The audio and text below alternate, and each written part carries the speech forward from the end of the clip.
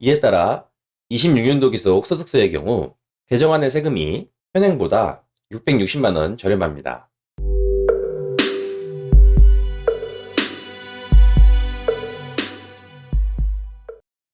안녕하십니까? 미국 주식으로 부자 돼서 조기 은퇴하기 주리치TV입니다. 오늘은 2023년도부터 적용되는 2020년 세법 개정안에 대해 소개해드리겠습니다. 2023년도부터 미국 주식 양도소득세 과세 방식과 양도소득세 등이 변경됩니다. 먼저 현행과 개정안의 매매차익 과세 방식을 비교해보고 개정안의 특징과 개정안의 절세 효과를 소개해드리겠습니다. 먼저 현행과 개정안의 과세 방식 비교 자료입니다. 현행 내용을 보시면 국내 주식과 국내 주식 펀드 매매 차익은 비과세 대상이었습니다.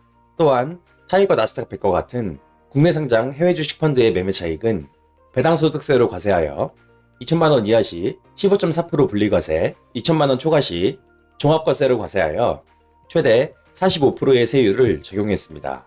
마지막으로 해외 주식과 해외 상장 ETF의 매매 차익은 양도소득세로 과세하여 기본 공제 250만 원을 차감한 금액에서 22%의 세율을 적용했습니다. 자, 이젠 2023년도부터 적용되는 세법 개정안을 살펴보겠습니다.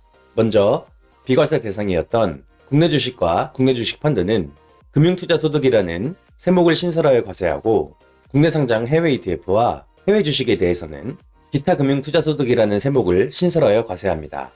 국내 금융투자소득의 경우 매매차익 5천만 원까지 비과세이고 해외 기타 금융투자소득은 250만 원까지 비과세입니다. 소득에서 기본 공제를 뺀 금액에 지난 5년 동안의 손실, 즉 결손금을 공제합니다.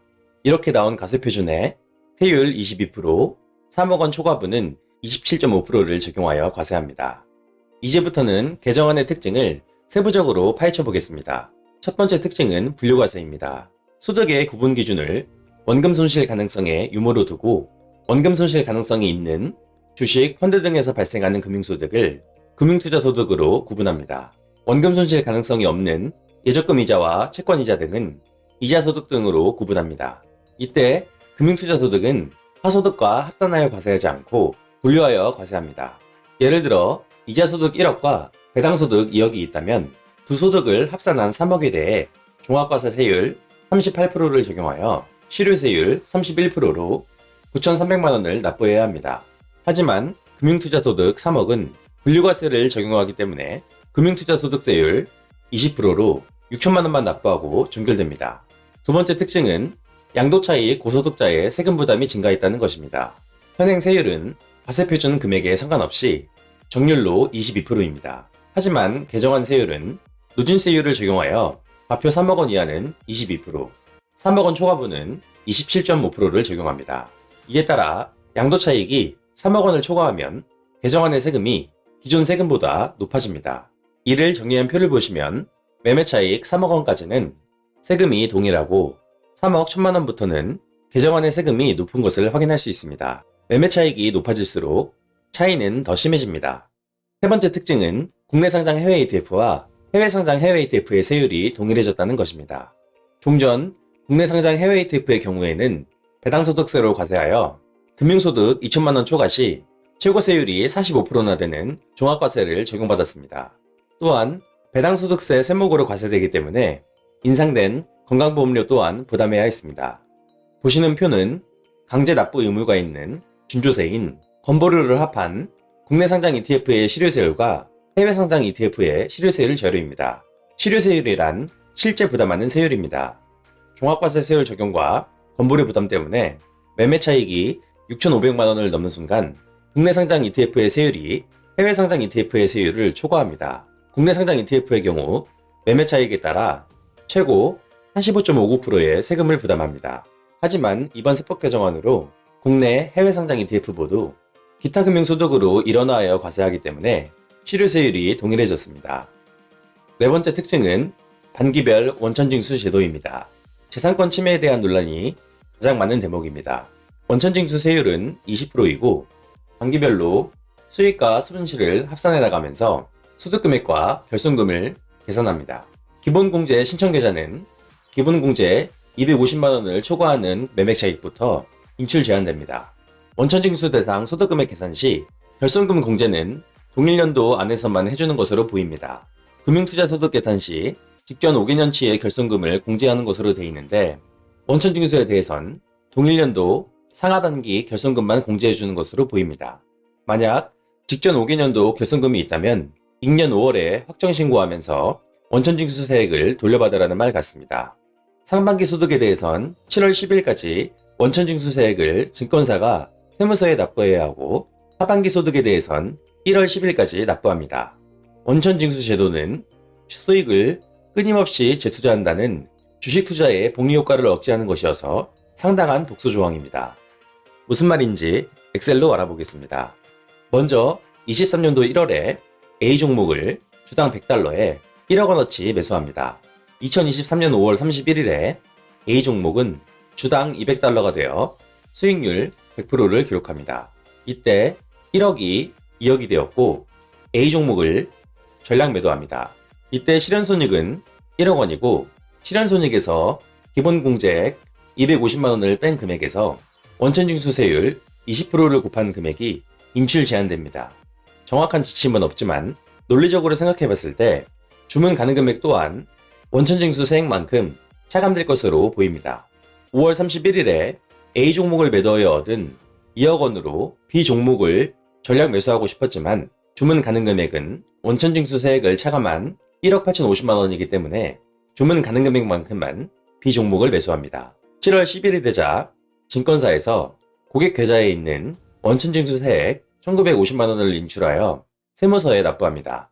7월 10일 기준 B 종목의 수익률은 20%를 기록했습니다. 이때 B 종목의 평가차익은 3,600만 원인데 만약 내 돈 2억 원을 모두 투자할 수 있었다면 평가차익은 4천만 원입니다. 즉 수익 중 2천만 원 정도를 재투자에 사용할 수 없었기 때문에 400만 원 정도의 손해를 보는 것입니다. 수익이 전부 재투자되어야 복리효과가 커지는 것인데 수익 중 2천만 원을 세금으로 납부해버렸기 때문에 그만큼 복리효과가 감소되는 것입니다. 이런 일들이 여러 번 쌓이면 상상 이상으로 누적 수익률에 악영향을 끼칩니다. 지금처럼 알아서 익년 5월에 신고 납부하면 될 것인데 납세자 편의재고와 조세채권, 조기확보 명목으로 정부에서 이렇게 밀어붙인다는 게 참 화가 납니다. 마지막 특징은 직전 5개년 동안의 결손금을 2월 공제할 수 있다는 것입니다. 현행제도는 과세연도 1년 내에 매도결제 완료된 거래로만 차익을 확정짓고 그 금액에 대해 과세했습니다. 당해년도에 발생한 손실은 차년도에 2월 공제되지 않고 소멸됐습니다. 하지만 개정안에 따라 직전 5개년치 손실금액을 당해년도 소득금액에서 차감 공제할 수 있게 되었습니다. 그리고 이를 통해 종전에는 없던 절세효과가 발생할 수 있습니다. 이제부터는 개정안의 절세효과를 알아봅시다. 결손금 2월 공제입니다. 엑셀로 계산해 보겠습니다. 먼저 2023년도에 A 종목을 주당 100달러에 1억 원어치 매수합니다. 2025년도에 A 종목의 가격이 마이너스 30% 하락하여 70달러가 됩니다.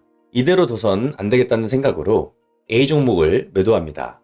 이때 25년 기속 실현손익 마이너스 3천만 원이 발생하고 투자금은 1억에서 7천만 원이 됩니다. 그리고 동년도에 남은 7천만 원으로 B 종목을 주당 800달러에 전량 매수합니다.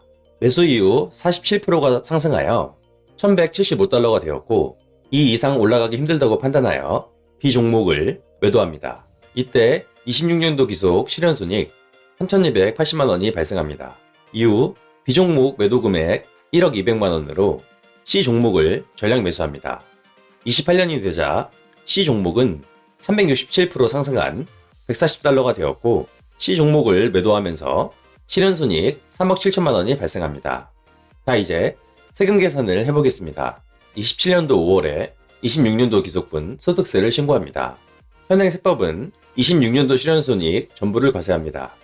현행세법에서는 전년도에 발생한 손실 마이너스 3천만 원은 소멸된 것으로 보기 때문이죠. 이때 양도세는 실현손익에서 기본공제 250만 원을 뺀 금액에 세율 22%를 곱하여 660만 원이 됩니다. 하지만 개정세법은 26년도 기속 금융투자소득세 계산 시 25년도에 발생한 결손금 마이너스 3천만 원을 공제하여 계산합니다. 26년도 기속 금융투자소득세는 실현손익에서 기본공제 250만원을 빼고 추가로 전년도 결손금 마이너스 3천만원을 공제한 금액에 세율 22%를 곱하여 68,000원이 됩니다. 이에 따라 26년도 기속 소득세의 경우 개정안의 세금이 현행보다 660만원 저렴합니다. 마지막으로 29년도 5월에 28년도 기속분 금융투자소득세를 신고하게 됩니다. 28년도 실현손익은 3억 7천만원이고 과표가 3억원을 초과하기 때문에 세율 27.5%를 곱한 금액에서 누진공제액 1650만원을 차감하여 계산합니다. 이렇게 계산하여 28년도 금융투자소득세는 8600만원이 됩니다. 매매차익이 3억원을 초과하기 때문에 개정안의 세금이 현행 세금보다 400만원 정도 높은 것을 알 수 있습니다. 다음 시간에는 더 알찬 정보로 찾아뵙겠습니다. 영상이 유익했다면 구독과 좋아요 부탁드립니다. 감사합니다.